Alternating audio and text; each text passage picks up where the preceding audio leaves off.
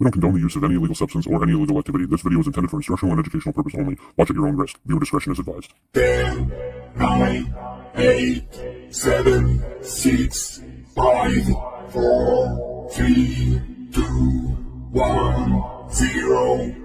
In the garden with a green leaf sway, see bunnies rolling up, we light it all way. Mr. Ganiks got the bombs, we puffin' all night. Talking cultivation, yeah, we're feeling alright. Light it up, feel the vibe, let it be known. Garden Cultivation Network, we on the scene. Rolling that green, living out the dream. Chatting about the strains, how to plan it right. Join us every week, yeah, we light up the night.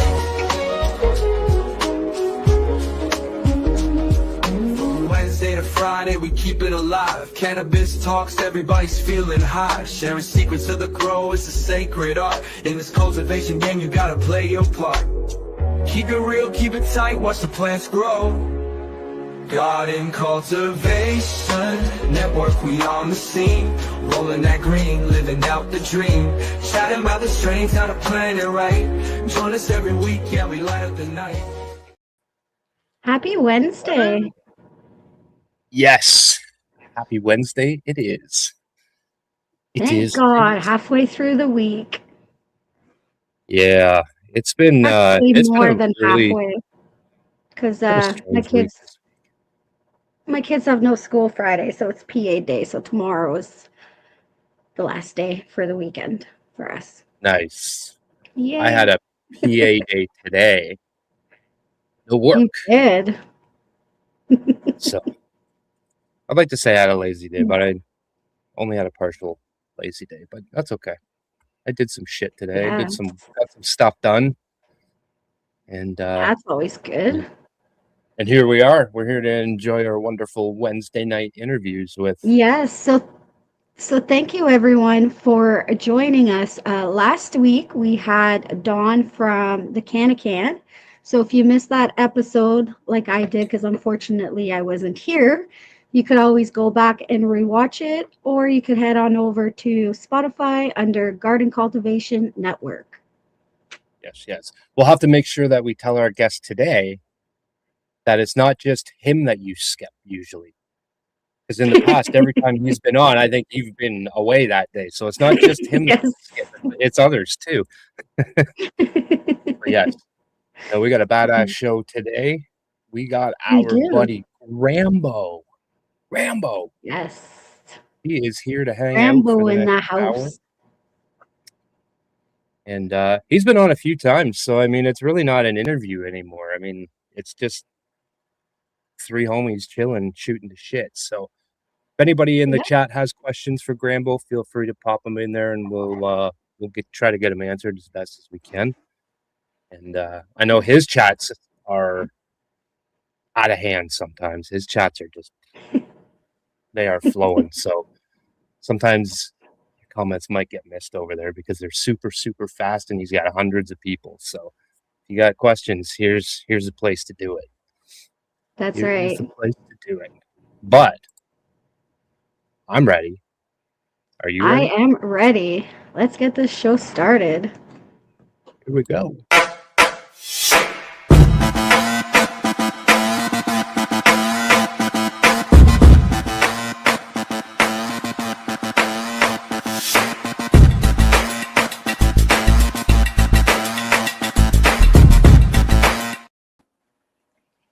Happy Wednesday. He's still partying. My Red Rocks vibes in there, bro. I was about to bust my glow stick out. Yeah. You got to get you pumped up before you even get on. Fucking, you know what I'm doing, That's bro. Right. Ganiks gets Absolutely. I get it. So, yeah. We, shout out to Chad Westport. Chad Westport in the house. Great supporter of the community. Grambo unite. Resistance is futile. We are one. Assimilate. That's right. So as you probably heard me say, hold on one sec. As you heard me saying before, so Bunny doesn't just skip your episodes. She skips others too. I don't know if you noticed though, today she actually is gracing Mr. Grambo with her presence. Yes. I'm here. I'm here. But yes, for those who don't know who you are, can you give a brief introduction? Which I'm sure most people do, but just in case. Out in the world, I'm a professional stand-up comedian by trade. Started lost during COVID. That kind of went away. Everything got locked down, so I started getting into filmmaking. And when everything kind of came back, I've been YouTuber since 2006, 7, I think. Yeah, 2006. I started my first YouTube account. Been a grower for 15 years. And when the Dude Grow show lost their producer, they needed someone funny, good on camera with production experience. That was a good weed grower. And somehow the universe connected us in this crazy way. Then started producing with the New Millennium Nutrients guys, Jaron and Gabe over, and we started the Jug Dealers podcast over there. Those guys are a wealth of knowledge. And so then over the last 3 years, I've done nothing but eat, sleep, and breathe growing cannabis content. And so I started my own channel, Grambo Grows, and everyone's been so gracious and in the support and including you, Ganiks. You're a member of the Gramborg yourself. Absolutely. Yes. That is the only one on YouTube that I am. Oh, anywhere. Patreon, YouTube, anywhere. That's the only one that I am a member of. Holy shit! All right, I gotta start bringing the heat. Then I gotta bring the my post shows. They can get wild. They can get it wild. I'm too honest. We were talking about it before the show. I'm an honest man. I'm a divorced comedian. What else do I got to lose? I got nothing to lose. But it's like I was saying earlier. I was like, I love when people are like, "Man, Grambo didn't hold back tonight," and I'm like, "Oh, you should have heard him in the after show. If you think that was good, you should have heard him in the members only section. That was wild." You know what I mean? I always tell people the names are changed to protect the innocent. Other than that. Every time I date a girl, they all ask. I go, "So you're going to talk about me?" I go, "Yeah. Of course." Yeah. Names are changed to protect the innocent. First of all, I'm a comedian. Yeah. Nobody's safe. Everyone knows, this has become my motto. I just go, "Hey, chat, put the poo emojis in chat." And then the poo starts flying. Why? Well, because I store reasons. Don't worry about it. I was watching last week or this week, I guess. You had Northern Scarger on. Yeah. Yes. And I watched his face was absolutely hilarious when you were like, "All right, chat, throw the poo emojis up," and he was like, "Huh? the what?" Throw the poo emojis in chat. Yeah, it was good. Yeah. It was good. She was a nice girl. She was a nice girl. That's funny. But so going back to the very, very, very, very beginning, when it all began, how did you get into the whole world of cannabis? Because I know, first of all, you lived somewhere completely different. Yes. And you picked up and moved your whole life to a whole nother spot. Yeah. Basically for cannabis. So how did all of this? It was, I started smoking at 12, it took my first puffs at 12, started actually smoking at 13. And I just remember the first time I smoked it, I just was like, I feel like right for the first time. I always felt off. I was only 13, but I always just feel, I don't know. There's something about it. Got high and I was like, oh, I like this. And I literally was like flirting with these girls. Is my buddy's brother's 16th birthday party. There's these older girls who were flirting with me because I was high and there's like, "Oh, look how cute he is." And so there's these girls and I was playing guitar and smoking weed. And I literally was like, I'm going to do all of this for the rest of my life. And this is 30 years later. And I am doing exactly that. I'm living my childhood dreams. And that's awesome. That was the whole reason I learned how to play guitar back in the day. I was like, I'm going to learn how to play guitar. I'm going to get all the girls, all of them. Turns out that doesn't work as well as it turns out that's bullshit. Yeah. That's a lie. The stand-up comedy comes in handy though. If you go up in front of everyone and murder for 30 minutes, usually that surprisingly, all of a sudden it's like, hey, I noticed this guy. We went to a strip club one time. There's a stripper in a show I did this one time. I was talking about getting fleeced by a stripper, and she comes up. She's like, "Oh, you guys got to come to my club after this. You got to come." I was like, "Of course, yeah, we'd love to come hang out." We go, and I'm sitting there talking to this stripper, and she goes, "Oh, what are you in town for?" And I goes, "I'm a comedian." She goes, "Oh, you're a comedian?" And I was like, "Oh, I can get used to this. I can get used to this." That's funny. Chad says only the singers get the girls. I was a singer too. I still didn't get them. So yeah, it's tough out there. obviously not very good.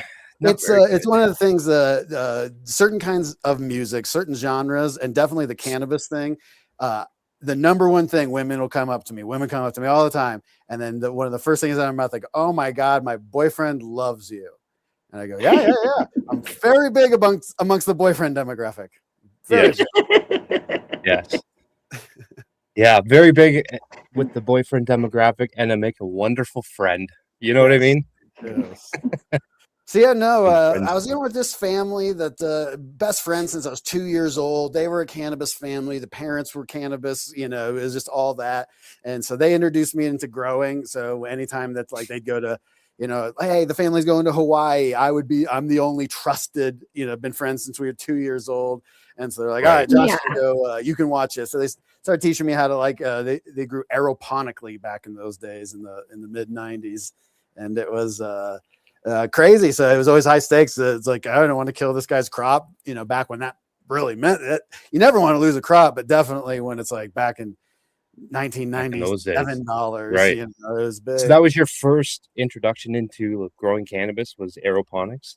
Yeah, that was helping somebody else's aeroponic. Yeah, I'd be going, making sure every mister ahead was going, changing the reservoir, checking reservoir temps, changing out things. It was it felt very high stakes at that time, being however old Absolutely. I was. I still think that would Sure. feel high stakes now, knowing how to grow, going in and being like, okay, I'm going to take care of this guy's aeroponic garden that I don't do on my own time.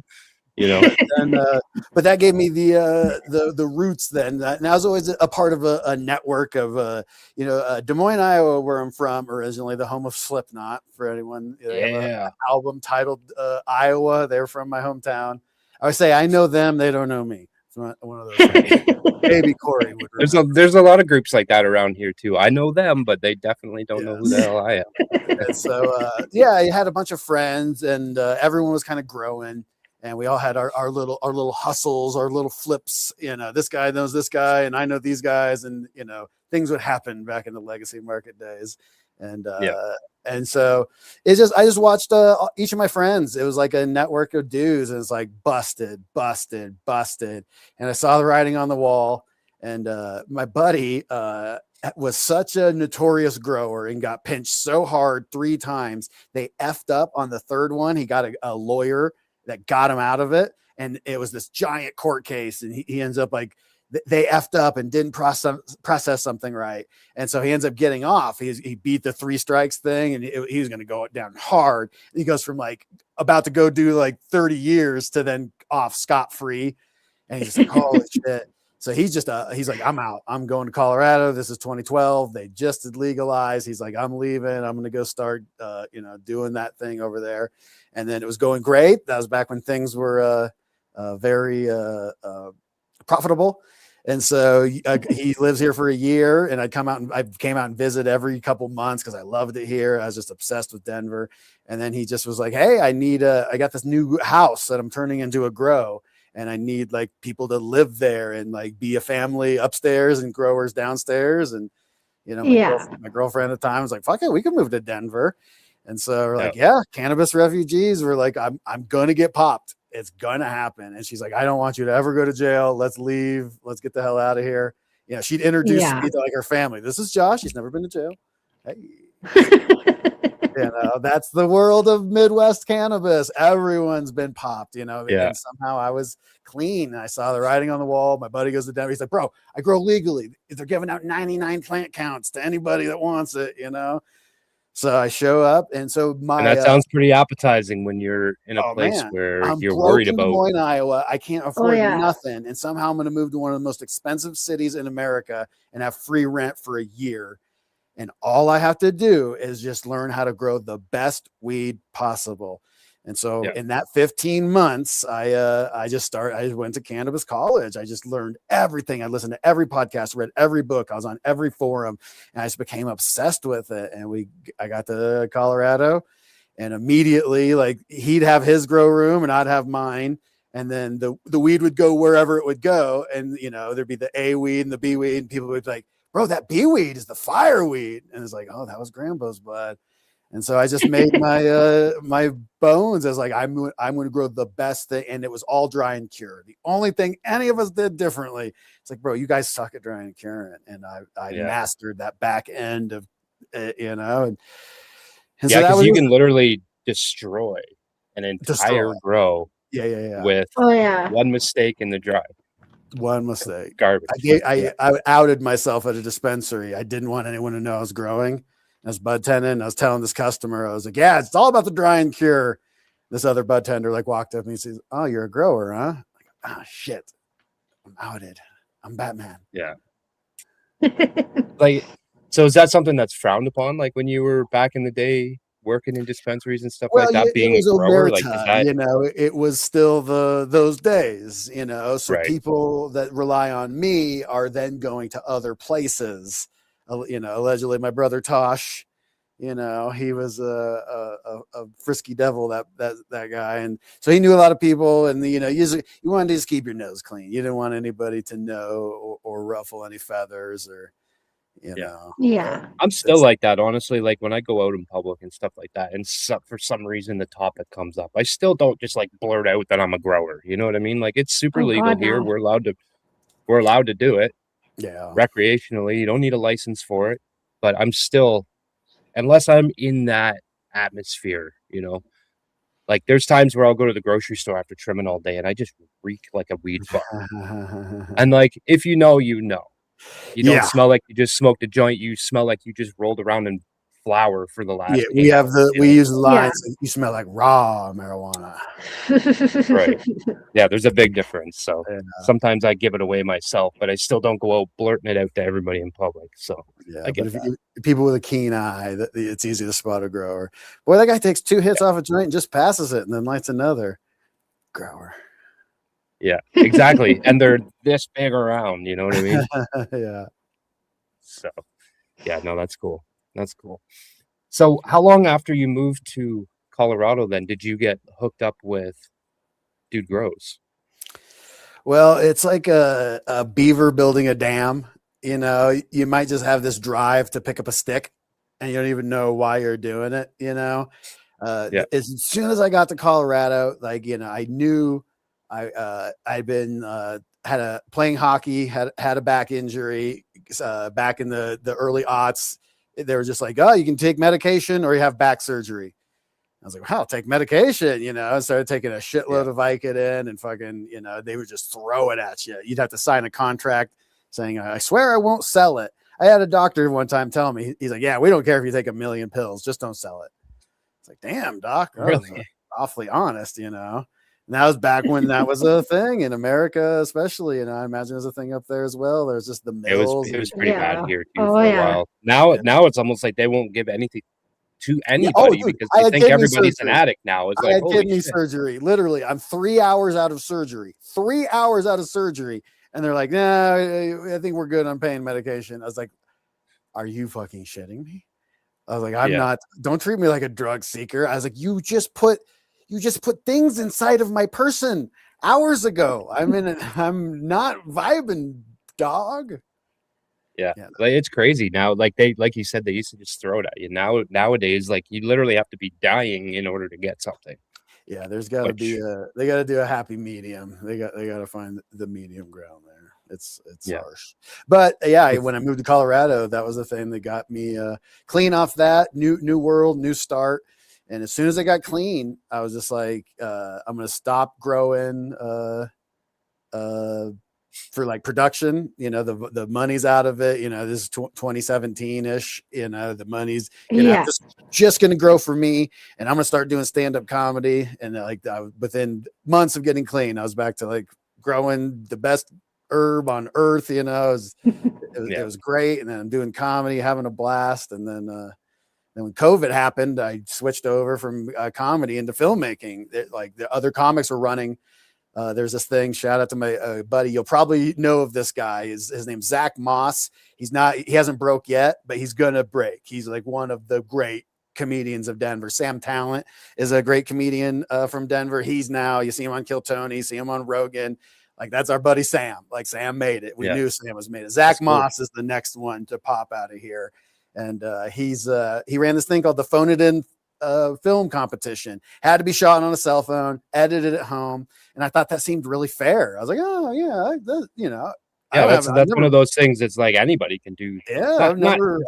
Anybody can do it, but not everybody can do it well. But everybody has the same opportunity to get into that, right? Exactly. Yeah. So that was my introduction into the film. I never edited before 20. People always think I have like, oh, you must do.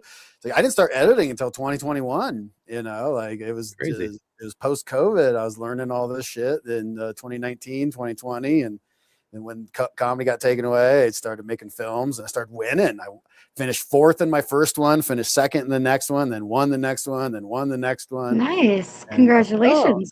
I'm really good at this, and had no monetary value.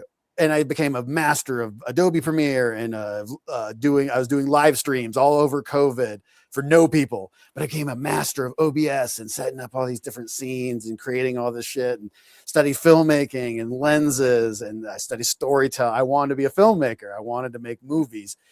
Anyone that's ever seen the movie Kung Fury on the internet, on YouTube, Kung Fury is why I make films. I loved Kung Fury so much. The fact that one man made that in just his house impressed me so much that I was like, I want to make movies. And then Dude Grows pulled me off. I came off the road doing comedy, and I just asked the universe, you know, when I get back to Denver, I wish something could take, you know, me being funny, doing film production, understanding YouTube, being a cannabis grower, being good on camera. Wish something took everything and just combined it into one thing. And I got home on a Monday, and by Friday, the universe dropped exactly, like, insane, like on camera, weed grow. It's like, holy shit. So then that's why when people wonder why I have such a furious work ethic in this thing, it's like, I feel like it was divinely sent to me. Like the universe, I literally asked for it on a weekend. And then by the next weekend, I was like, all right, yeah, whatever. I'm not religious, but dear God, something just happened. And so now you almost feel like you owe it back to the universe to and the plant. Be successful at this. I met my first really group of friends, like my first skateboarding friends. I was playing guitar and I was skateboarding. I met all these cool dudes, and we bonded over smoking weed. And that met my first girlfriend, who ended up opening up, you know, my life and experiences and everything. And it's like, oh, went and found all those people without weed, and then weed fucking paid for my, you know, meals all through my 20s. I wasn't on food stamps because I was able to do weed. And then weed got me to Colorado, and it like got me through here. And then weed got me and my ex our house, and we started growing there. And we had it's literally been like the fuel in your whole life. Cannabis has saved me every time, every like rung of my journey. It's like the weed plant. And now here I am post legalization, and like somehow I didn't plan on doing cannabis media stuff. It just kind of happened. And I go, once again, the plant steps in and saves me. I was like, all right, whatever it is, you know. Speaking of cannabis content, because that's something that a lot of us here in this chat, in this community, struggle with. It's not the making of the content, but it's the content itself being pushed out. And you can correct me if I'm wrong, but I've heard you say in the past you make like 8 pieces of cannabis content every single week across different platforms for like 2.5 years straight. That's crazy. But do you have any like tips or advice for anybody? I don't even say for people that are just getting into it, because like anybody else, if anybody was getting into it, I would say just don't. But like, you're not gonna make any money at this. Just don't do it. Unless it's something you love to do, and that's just you're doing it because of that. But like, do you have any advice for people that are doing it, that are trying to kind of go that extra step farther? The number one thing is like systemizing in your life. There was I'm not the biggest UFC fan in the world. I love UFC. I do jiu-jitsu.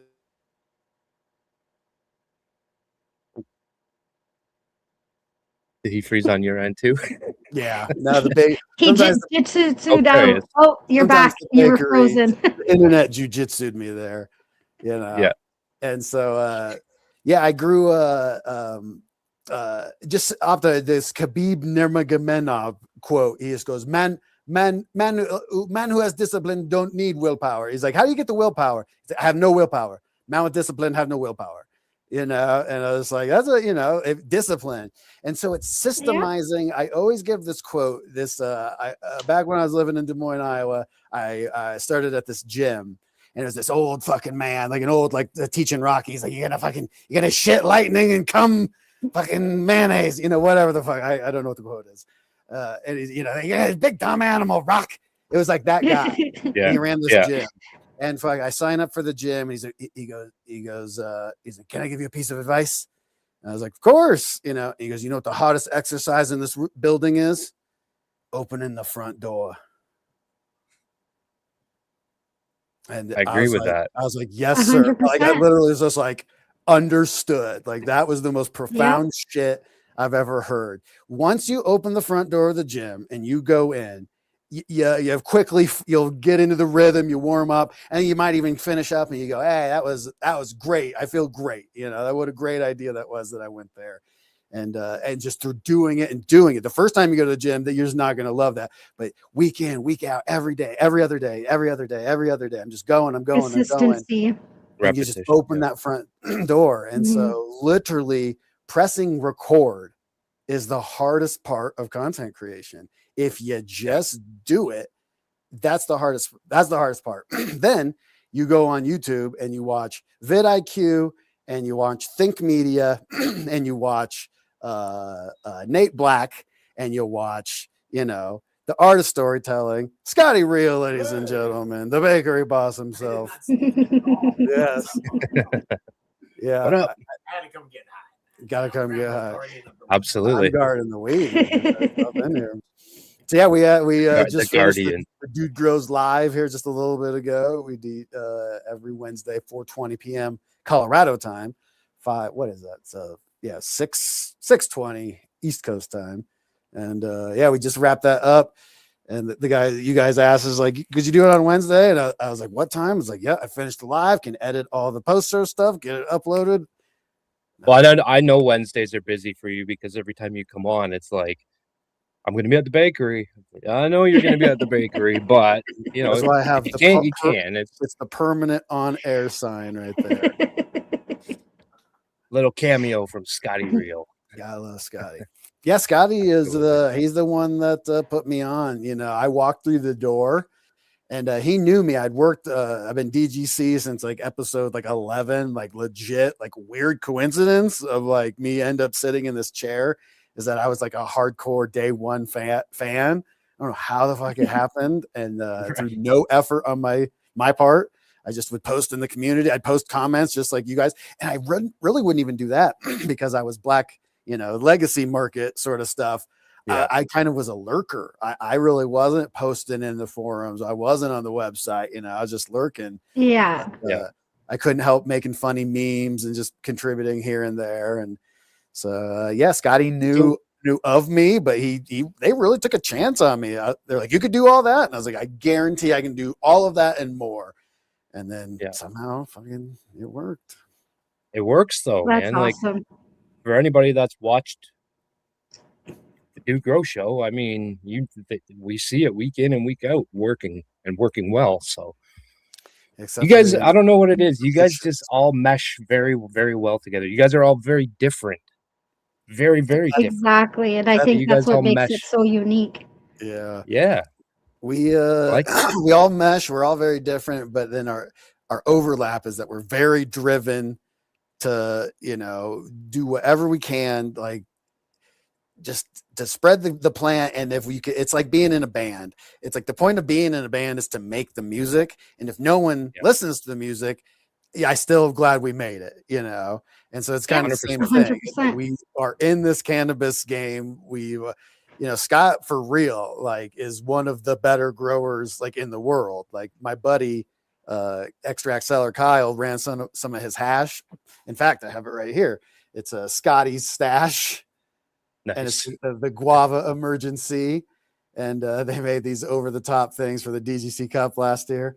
And it's some of the best goddamn hash in the freaking world. I got just the teeniest bit that I dabbed during the shows. Just nice. It's almost Yeah, extinct. That's the one you're just talking off to the side. You're hitting only on special. Even just opening it right there, it's like, oh my God, this is some of the loudest hash ever. And it's Scotty grown. Dude's Scott's a legit grower, dude's a legit grower, Banner's a legit grower, and even myself, you know, I'm a fairly legit grower. People I like how you put that. I'm a fairly legit grower. You know, because I hang. You're all legit growers. You're rubbing elbows with New Millennium Jaron and frickin', you know, Fletch from Archive Genetics and all these Adam Dunn. But you go, you know, I gotta check myself. But that's what they say. Good. Like if you wanna get better at anything, put yourself in a room of people that are better at everything than you. Like not everything, but whatever you're trying to do. You know, if you want to be a better grower, go hang out with the best growers you can possibly find. Yes. You know what I mean? You want to be a great artist, go hang out with the best artists you can find. They always, there's a saying that says, if you're the smartest one in the room, you need to find a better room. Absolutely. Exactly. 100%. That's why I love doing the Friday night shows, because I am definitely not the smartest person in the room. You know, all of the shows, I'm definitely not the smartest person in the room, but like Fridays, we bring the community on and they're teaching us, you know? Oh yeah. So I imagine you go through the same thing on your show. I imagine you bring people on that are just like, by the end of it, you're just like, oh, my head is pounding right now. I just got so much information in an hour that I don't even know how to process this. Brandon Rust I do a live stream every Don't even Sunday. get me started on Brandon. Yeah, Rust. I've done it for almost 2 years straight, and right off the bat, it's not even a question of that was a knowledge fire hose. I'm literally sitting there like. Yeah. I'm kind of a little bit high, you know, get a little buzz during the show. And I'm literally like looking at him talk. It's like, when he's done talking, you better have something smart to say. Like, holy shit, man. I was holding on. It was like a wave runner. I was just like, Jesus Christ. That's every Wednesday night. For us. It's like, you got some smart people coming on. You better have some smart shit to say after they say something really smart. You know what I mean? Yes. Like, I don't even have to be as smart as them. I just have to make sure I can follow along with the conversation. I love old sayings. Anyone that watches me knows I'm always pulling out old quotes and sayings. I have a folder just full of quotes and sayings, and I always love. It's like the interested or interesting. You know, like when I have a guest on, I barely prepare. I don't write questions. I don't really prep for anything. I just kind of research who you are, what's your expertise. And now I just want to pick your brain. Let's just talk. Let's just fucking have an hour-long conversation, and you'll talk. And then it's like, oh shit, oh, you can do that. Like I had Northern Scrogger on this last week, and like I was a scrog grower, and so I always would top. I was this master. I'd create these candelabras, plants, you know. But then I always would have to like double stack the trellis, because I wouldn't, you know, I'd get the first layer in there perfectly, and then they'd grow, you know, they'd flip the flower, they'd double in size, it'd all get up there.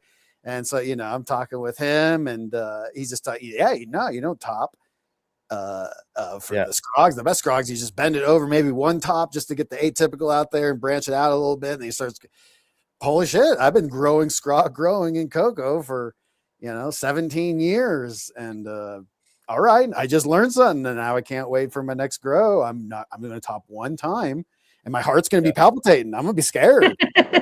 Right. I got this ego of like, oh no, I'm a great grower. I'm growing autopilot. My Church of Cannabis, Nate, my old roommate, I taught him to grow, and now he's a fucking top shelf grower just from, like, it's a system. It's not fucking, do this. It works. Put these things in there. Make it. Here's what VPD is. Yeah.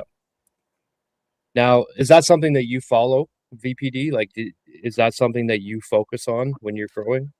It's one of those things that, when you do I'll be over here at Dude Grows, and Scott will be preaching VPD. And then tomorrow I'll go over to Jug Dealers, and I'll be sitting there with Jaron, and they'll be like, VPD isn't the total answer. You got to know what the intercellular temperature, the vapor pressure, that's not the temperature in your room. That's the temperature at the leaf service. And how are you getting your leaf service temperature? And are the VPD, are those cannabis related? Some people think that all those things are like, literally, I talked to one guy, and they'll be like, yeah, no, there's VPD plants for cannabis. And I'll talk to another science level guy. He goes, no, there's no cannabis. Like, it hasn't been studied like that. And I'm left in the middle going, all right, it's a measuring stick. You know, my speedometer broke in a car. I used to drive this 1977 Buick back in the day, and it just didn't have a speedometer. It just didn't work. Right. You know, and so through like driving and tailing people, I figured out what 35 was. You know, like I'm just it's all done by feel. I'm constantly, you know, and after a while, I don't even need the goddamn thing. That's VPD. Yeah. It's just kind of like a speedometer to kind of let you know what's going on there. I'd say the more fascinating thing is not like the VPD exactly. It's kind of where dew point and VPD meet. That these VPD charts are not. I always associated that VPD was like just stomata related because you're growing plants. This allows the plants to transpire, and so like if you hit this temperature and this humidity, there's enough ambient pressure on it where the stomata can open and close, and that's actually not completely true. That would be stomata pressure deficit. This is vapor pressure. So this is actually how water behaves. It's not so much about how the stomata is being allowed to open like I thought it was. It's that the water is getting pressure and opening it through like mechanical force and that way and transpiring off. And so in drying and curing, it would be called water activity. And that's why we had the Canatrol guys on a couple months ago, and they were teaching us about it. I did an episode with the jug dealers, all in the same like 2-week span about water activity and how there's bound water and there's unbound water. And so all of a sudden, if you start looking at relative humidity or dew point and then VPD, like they follow these same kind of angles. And all of a sudden I realized, oh shit, the best cures, the best dries on earth are following these things where if you have a certain ambient pressure, you know, up here, our pressure is lighter than if you're down at sea level, and then your relative humidity, how the dew point interacts with all that, you can perfectly dry weed with these charts. So more so than using a VPD chart for growing cannabis, I kind of am more interested in using those same kind of numbers to dry the cannabis. That's been my obsession of late. And like we opened the show. I think VPD is something we all pay attention to in different ways, right? Like I had never ever really looked at it as a whole. I always looked at my temperature and I always looked at my humidity, but I never really looked at them as a whole. They were always an individual thing for me, where lately I've been doing them, paying more attention to it as a whole. And I feel like my grow has definitely turned around for the better. But now that you're talking about using these numbers for drying, that makes so much sense. It makes so much sense. Yeah, water activity. It's a thing I never had encountered. I love being a nerd about it. One of my favorite things is where like learning about something, like you can go, especially with like the jug dealers guys, we'll go so high level where it's like, how does that even apply? You know, they'll be like, oh, this is the sodium ion. It's a +3. It's got to interact with the -2 sulfur icon in order to create the dia. And you go, how the fuck is all this blah, blah, blah going to help me in growing, right? And then all of a sudden you learn this stuff. And then all of a sudden it's like, oh shit, water. How does water activity? What the fuck are you people even talking about? How the hell's But then all of a sudden the right gears go in place and it locks in your head. You go, oh dear God, you know, I think it's like Einsteinian level of insight where it's like, oh my God, like space and time are linked. So you're into all this like science stuff. I listen to you talk on your show. You nerd out, like you get right into it. Nerd out. You get some of these real sciencey growers on, and you go for it. Yeah. Were you like that in school? Like when science class came along, were you like right there? Were you interested in this type of stuff back then, or is this like strictly since growing has happened in your life? It was high school. I'm dyslexic and can't really read all that well, you know, and so I just like ate shit all through middle school and high school. I went to drop-in school, you know, so I didn't get a GED, but I got like a proper diploma. But it was a struggle. It was a real nightmare. I hated school, and so I graduated in 2001. And so like, you know, the internet started taking off. You have your E-bombs world, you know, YouTube was about to be invented in 2004. All this like visual learning stuff, you know, things like even PBS, you know, Space Time with Neil deGrasse Tyson. And I hated all this shit. And as soon as I got out of high school, I became a ferocious learner I just wanted to learn everything. I want quantum mechanics. Like I want to learn all about it. Like I want to know all about it. I want to understand like everything, filmmaking, everything. I want to know everything about everything. Another quote I love is only the boring are bored. You know, I don't 100%. Get bored. It's just so Did you deal with like, do you have ADD? Like, is that something that you dealt with? Yeah. Oh, yeah. It's so for me, back in my day, I wasn't diagnosed, but now looking back, I go, you're 100% diagnosed. Yeah. Like back in the day, for me, it was the same thing. I was the worst student in the whole school. Like my teachers would tell me that. That's how bad I was. They would take me in the hallway just to tell me how shitty of a student, of a human being I am, basically. But then school was done. I was done. I was gone. Never thought about it again. But when I was able to learn things my own way, process things my own way, I became, it turns out that I actually don't mind math that much because I learned how to do math my own way instead of the way that they taught you. You know what I mean? I didn't learn the way that they taught me. I'm a hands-on kind of guy. That's why I work in trades. I don't work behind a desk. I don't do any of this. I don't do paperwork. I don't work on computers. I don't do any of that stuff. I build things. Everyone learns different, and that's why I homeschool my youngest, because he's the same way. He cannot do school, like normal school, but he's smart. He loves his math. He loves everything. He just can't do it at school. Yeah, it comes down to the process of learning, I think. And it sounds like that was the same for you. Once you were able to learn about the things you were actually interested in and learn your way, it took off. And calmness. There's like a level of like, you know, if I get frazzled and like fucking, I feel like I'm being judged. Like, oh, do you know the answer? You know, it's like, I don't wait, no, you know, and I'll 100%. Overthink things. But if you just can stay calm and just kind of like, you know, vibe with the information, just and conceptualize it. That's a big thing. Is like you'll say something, I don't get it. And then like, you know, I saw Neil deGrasse Tyson speak. I snuck into this college thing that I wasn't supposed to go to and saw him speak. Like, and he's way more gangster in real life than you'd ever think. It was like, damn, Neil's fucking awesome. And he just broke down like this thing that about like relativity and how space-time and spaghettification and how like if I fall through a black hole and you watch me, you're gonna watch me get ripped apart into a billion atoms. But from my perspective, I go through the black hole and like I'm untouched. And like he did this whole hour talk about it. And I just was like, what the fuck? And then like 5 years later, I'm watching some like, you know, sciencey fucking thing, smoking a bowl. And it just hits me out of nowhere. I was like, oh shit, like fucking, I get it. Like your space is your space. The reason I don't feel anything is because my space is so warped near the black hole that to your space is like all big. And so my space has been like shredded in these things, but my space is my space. And so my space, no matter how much you stretch or squash my space, I'm in my space. So I fall through not feeling a thing. I go, oh, I get it. And space, time, and relativity. And then in my phone, there's a note. I have a thing full of all sorts of notes that I'll have. And one of the pinned notes to the top just says, no more science. No more science. I don't need to know about the quantum flux and how quarks interact with gluons and the strong and the force and the, you know, electromagnetism and, you know, no more. I don't need it. I don't need it. Yeah. Yeah. That's crazy. That's too much. That is a lot. I don't even know what you just said to me. But that's okay. I don't need to learn that stuff because I have you. When I need to know those types of answers, I just call Grambo. No one needs to. You'll never be, you know, you'll never be there. It's just not a thing. Yeah. I don't think I need to be there. You know what I mean? No, don't worry about it. No more science. But so you were saying like when you were in school, like you were worried about like getting judged and all this stuff, and then you became a stand-up comedian.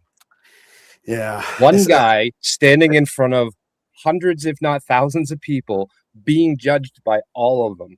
Yeah. How did that work out? You know, as I said, I'm from Slipknot's hometown. So like, you know, they weren't exactly my style of metal. I like the old school thrash. So I started a band with my best friend.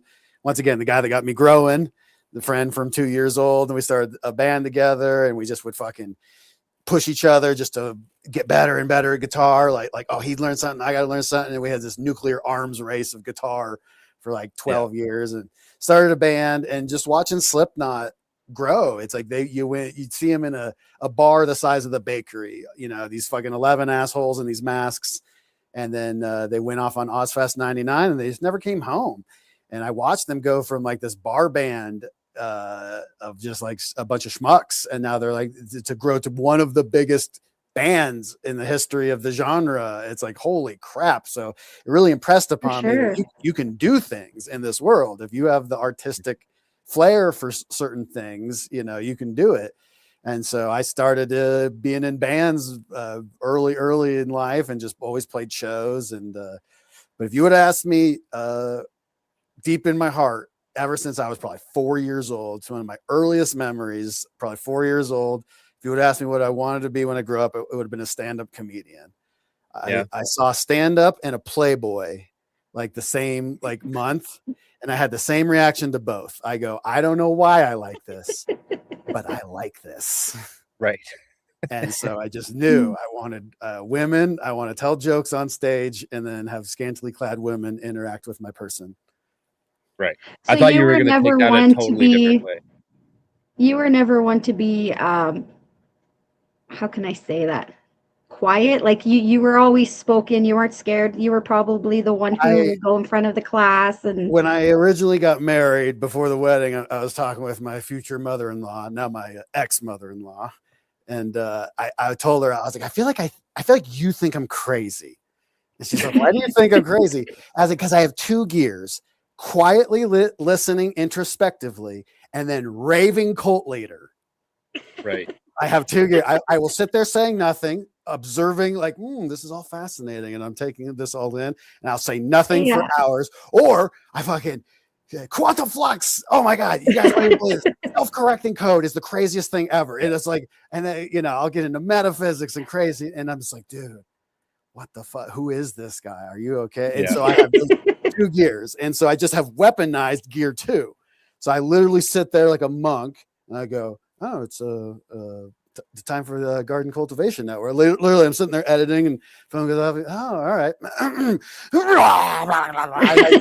the second gear, and I fucking ramble at you guys, and then literally we'll end this, and I'll just go, and I'll become a turnip again. I'll be the turnip, and I'll drive home quietly and not speak for the next, you know, 2 years. I don't know if you feel it too, but when I do these shows, my adrenaline gets builds up, right? You're pumped up, you're excited, and then the show ends, and then for like an hour after, I'm still like that. And then all of a sudden, it's just like somebody flipped the switch, and you're just like falling asleep in your seat. You know what I mean? It's like all of that just finally wore off, and it's like, holy shit. But it used to take hours for me. Like I would finish a show, and then like 4 hours later, it's like, okay, I can calm the fuck down now, you know? Where now it's like, it's a little faster than that, but it's crazy. Yeah, I always joke, it's like my secret weapons, I'm dead inside. So I just fucking just like target acquired, target acquisition, fire to target destroyed, back to sleep mode. You know? That's like I wake up, it's like target acquired, no target, back to sleep mode. I feel it though. I do. I definitely do. It's that tism. The boy's got the tism in him. You don't 100%. want, I was saying that to Extra XL Kyle. We're talking about stuff, and I was like, I don't know what drives you, man. I was like, I know why I'm insane. I'm trying to figure out why you're insane. You know, people that do things are insane. Doing things is hard. Yep.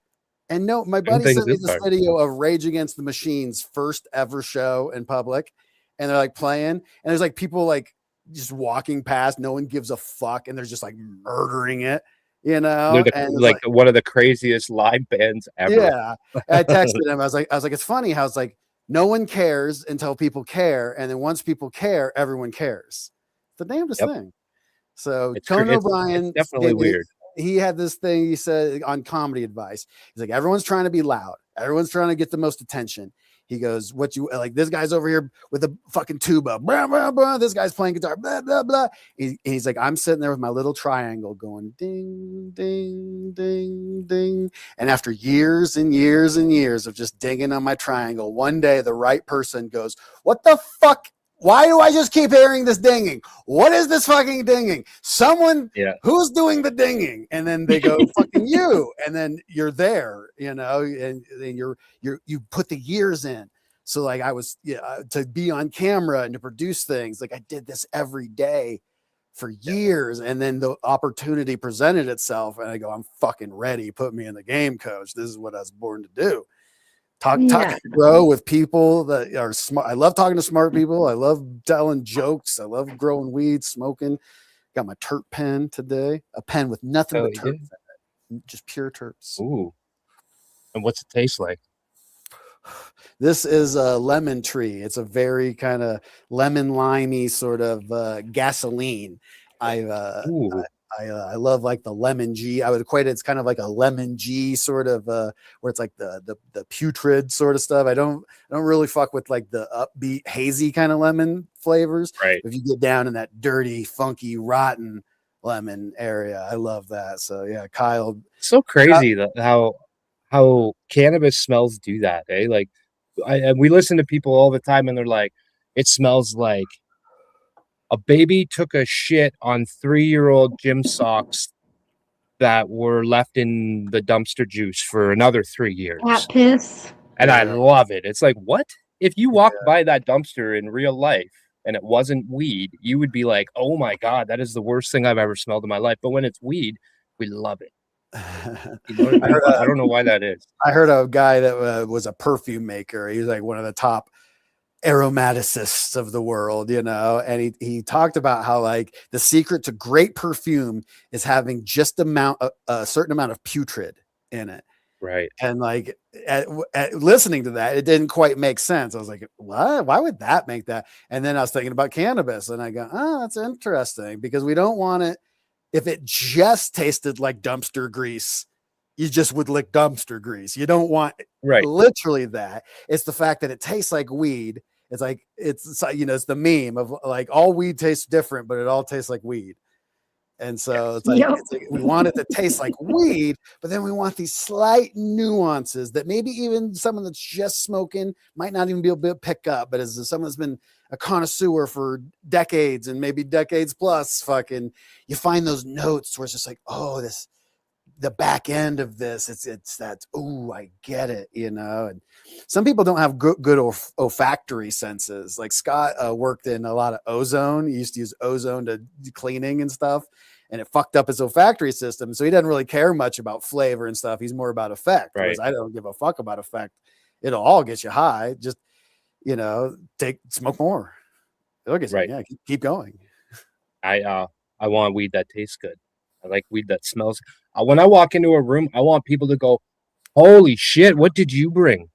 Like I want everybody to know when I walk into your house, I want you to know that I have the best weed in the room. Yes. Before I ever take that bag out. You know what I mean? It's such a cool feeling when you walk into a house with all your buddies and they're growers too, or they're connoisseurs, you know, and you walk in and they go, what the fuck did you bring? And you pull it out, it's like 2 grams. It's like the smallest amount. They all got half ounces and ounces, and you got like 2 little grams, and it's stinking up the whole room. That's what I love. Yeah, I think we're living. I believe we are in a cannabis renaissance. I think that this is a time that will be written about, you know, where people talk about the era of tulips and the era of orchids and these different, like, you know, legendary botanists and the way things changed and how the values changed of different crops. Tulips were worth fucking more than gold at one point, you know, and markets can shift and everything. Like we're living in the cannabis revolution right now. It's getting rolled out worldwide.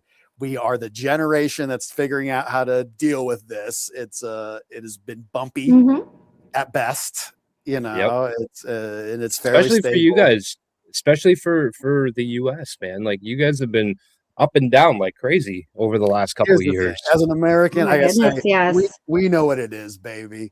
We know we're for sure. America. We're this high speed, high gambling, double it down. Let's fucking go. No, don't tell me the thing. I know the fucking thing. Let's fucking go. Yeah. We know what it is. Don't ever let an American fucking. I'm a true American centrist, and I just go fucking people go, I can't believe it's like this, and I go, you can't. Have you been to the mall? Have you been to an airport? Have you been? Yeah. Yes, I've been to O'Hare Airport. I know what America is. We're exactly where we're supposed to be. Trust me. Yeah. Chaos, fucking Chaos, mania, fucking money's both fucking, weaponized and worthless. 25% inflation in the last fucking, yeah, bro. We're Rome at the end of the empire. Let's fucking go, dog. Yeah. That's funny. It's a good way to look at it. Yeah, bro. For sure. But we're coming up to the end here. As every week, if anything, I at 50 minutes, I go off the rails. My adrenaline, I gotta let you know. Give you the 5-minute warning. You got me about one world government, bro. Globalist. No. See, that's the thing. We gotta wait to the end to get you all wound up and crazy, and then you're gonna get the most work done after this show that you've done all day. You're going to double down. You're going to get it all done. You're going to have nothing to do tomorrow. Luckily, I got everything. I got something to do tomorrow. Oh, I know. I'm launching the Jug Dealers is coming back, so I got to get Jug Club ready to launch tomorrow. Nice. So, what days are Jug Dealers on? What days is Dude Grows on? What days is Grambo on?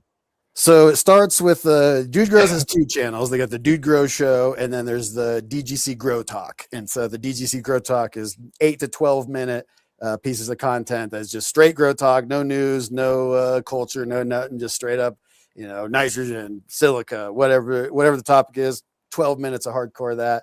And so Monday we do Dirty Grow Talk. Tuesday is Jug Dealers. Wednesday is Dude Grows Live. Thursday is my day with my kiddo. Friday is another DGC Grow Talk. Saturday is Dude Grow Show. And then every Sunday, Grambo Grows at 8 p.m. Mountain Time. I go out, and then I will put out 2 shorts of my own each week as well, but they'll just be kind of random.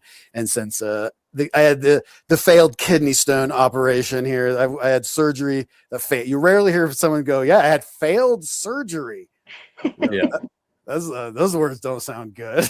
Well, you hope you don't hear somebody say, especially somebody that you're friends with or close with. You hope they don't say, "I had a failed surgery." That doesn't usually mean that's good. But I had a miracle today. I've been in agony for like the last little while, and I was gonna have to wait till April 10th to get surgery, and they just bumped me up. Someone had a cancellation. They're like, "How's next Friday?" And I go, "Dear fucking Christ, I'll take it. Let's fucking go, bro." Yes. And so never. Yeah. So good luck on that coming up. Oh, it's a scene. So that's like 2 days from now, Friday, or the Friday after. Yeah, it'll be the Friday after. So I'll be working my ass off for the next 10 days, getting some content built up. So I haven't been releasing my own shorts, but every Sunday, always do that. So I don't know how much was that. That was like, I think that's 7 pieces of content. A lot. Plus a lot. Yeah. You're and then Grambo Grows is actually about the people. Grambo Grows started as just like literally just like kind of we'd have debates at the bakery about strategy, and when I wouldn't get my way, but I believed I was right, I was just like I was going to create a channel and just like see if I'm right, and I did it, and then I was right, and I go, all right, like I proved that this works, and then I was lonely, so I started streaming, and I was like, oh, if I just turn the camera on, I hang out with my friends every Sunday, put my kid to bed, and just do that. Yep. And then here at the bakery, we always tease each other. We'll say, actually, they go, oh, see, Bunny, you're actually a pretty good grower. People give each other like backhanded compliments. Like, Grambo, you're actually funny. I go, Sky, real buckets, they like actually work. So that became the Grambo Grows. I was like, people actually care. Like, holy shit! Like, so I'd miss a Sunday. You've built quite the. I don't even want to say little community, because it's not a little community over there anymore. You've built a hell of a thing over there. It's pretty awesome. Like, I missed a couple weeks of your show, and you had like 200 people in the chat. And then the next show I watched, you had like 500 people in the chat. I was like, okay, what happened over this 2-week span? That like, holy shit. It's little optimizations. It's like, you fix little things. I'm obsessed with these sort of things. I was a pro poker player back in the day.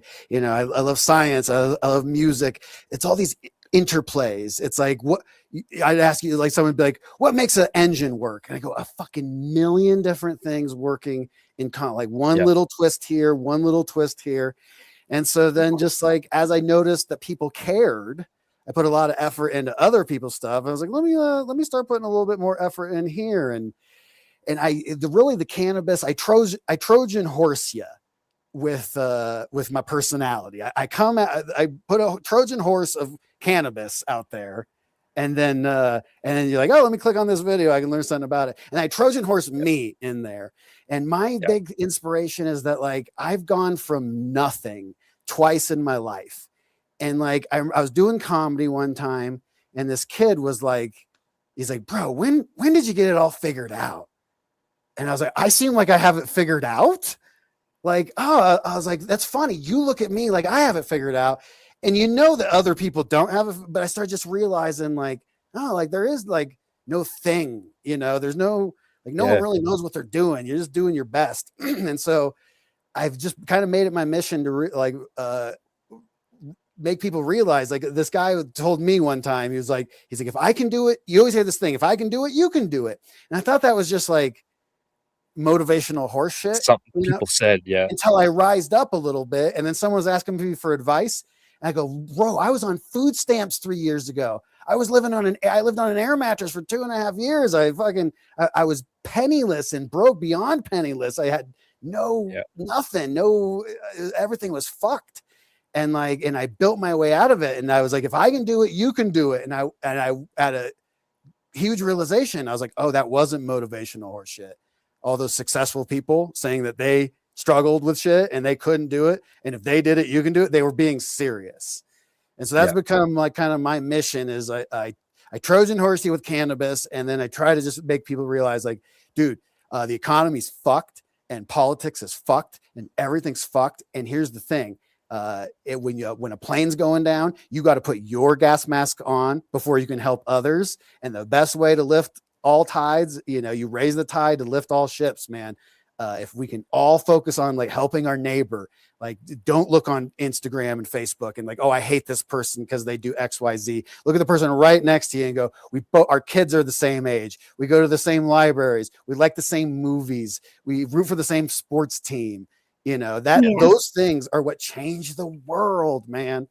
And so I furiously educate myself. And then I try to Trojan horse people into like other, you learn about quantum mechanics. And then all of a sudden it's like, oh, people talk about CEC. Oh, you don't want to put perlite in your cocoa, it hurts your CEC. What's CEC? Cation exchange capacity. What the fuck is a cation? Oh, well, it's like an anti-ion. Well, what the fuck's an ion? Oh man, plants have proton pumps and they shoot out ions that randomly cascade until they hit other membranes that then send signals back. You just go, what the fuck? It's like, right. I don't need to watch fucking, Better Call Saul, bro. I'm on this fucking proton pump X-Files thing, dude. It's fun. So love, science, healing, cannabis. It's all intertwined.